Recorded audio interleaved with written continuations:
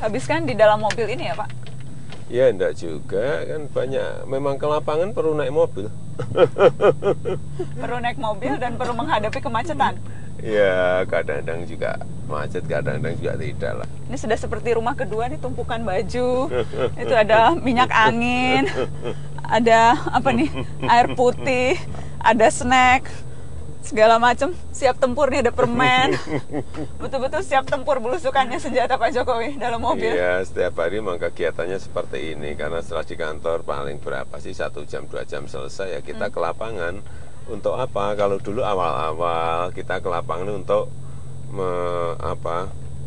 mendengar keinginan-keinginan masyarakat, melihat problem di lapangan, melihat persoalan di lapangan, melihat masalah-masalah di lapangan, kemudian kita dibuatkan desain perencanaan untuk menyelesaikan masalah-masalah itu. Tapi kalau sudah berjalan seperti ini, kita ke lapangan itu fungsinya fungsi controlling, manajemen kontrol lapangan, sehingga kita bisa cek lapangannya sudah berjalan dan dengan mengambil baik keputusan belum. langsung. Ya kadang-kadang kalau memang diperlukan keputusan di lapangan, ya langsung kita eksekusi di lapangan.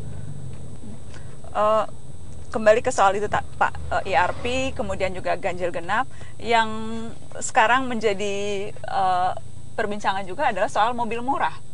Beberapa kesempatan Anda sudah bolak-balik mengatakan rasanya percuma ngurusin Jakarta, mengurai kemacetan kalau mobil murah menjadi semakin mudah didapatkan. Jadi Anda menyesalkan keputusan pemerintah soal mobil murah? Iya, kalau khusus Jakarta, yang macet sekarang aja kan belum bisa terselesaikan, sudah masuk lagi mobil murah. Saya nggak bisa bayangkan seperti apa nantinya. Tapi nanti ya sudah. Anda sempat mengutarakan hal ini ke Menteri Perindustrian katakanlah, atau ke pemerintah pusat lewat kementerian yang lain? Saya kira pemerintah pusat di kementerian juga sudah membuat kalkulasi dan perhitungan lah. Saya kira itu keputusan di beliau-beliau, saya kira nggak ada masalah. Tapi bahwa concern ini, kekhawatiran atau merasa sia-sia dan sebagainya, itu memang ya nanti kita cegat aja lah. Kalau sudah memang itu sudah keluar, dan kita cegat dengan electronic road pricing dan genap ganjil, sudah. Kita harus kebut-kebutan untuk mengatasi ini. Karena apapun nanti pasti akan sangat berpengaruh terhadap kemacetan di Jakarta. Itu baru satu hal. Kalau kita bicara beban Jakarta, kemacetan, kita juga bicara soal urbanisasi, daya tampung Jakarta yang makin lama makin penuh sesak. Adakah strategi khusus Pak Gubernur kalau kita bicara itu? Strateginya apa? Dengan operasi justisi juga nggak ngaruh banyak juga. Kemarin dengan bina kependudukan juga nggak ngaruh. Menurut saya ini bagaimana mendorong investasi supaya masuk ke daerah-daerah, mendorong agar anggaran dan uang itu perputarannya di daerah menjadi lebih besar, mendorong agar ada pertumbuhan ekonomi di daerah yang lebih baik, sehingga di sana muncul kesempatan kerja.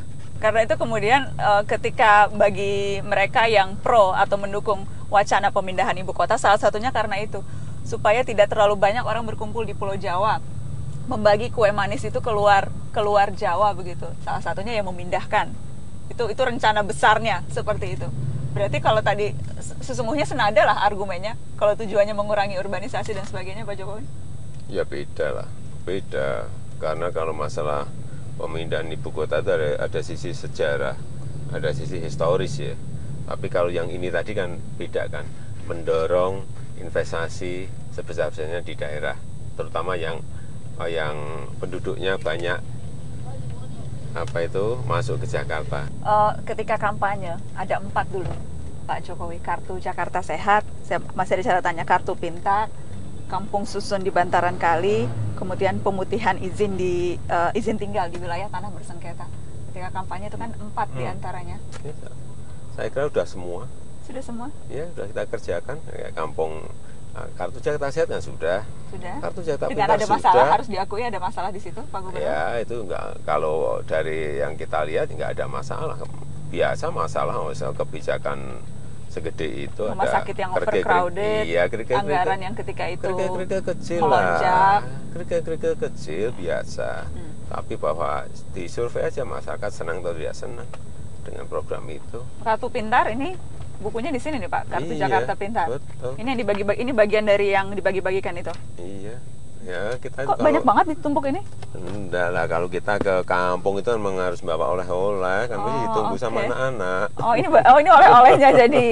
Mereka tahu lah, anak-anak itu tahu kalau kita ke kampung itu mereka mesti nunggu buku.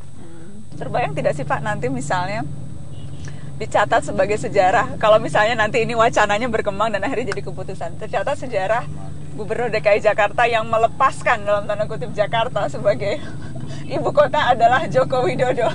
Kembali lagi, itu Terbayang tidak tercatat sejarah seperti itu. Itu keputusan nasional, keputusan nasional. Nanti kalau memang sudah dipastikan, iya, baru kita membuat kalkulasi, membuat perhitungan.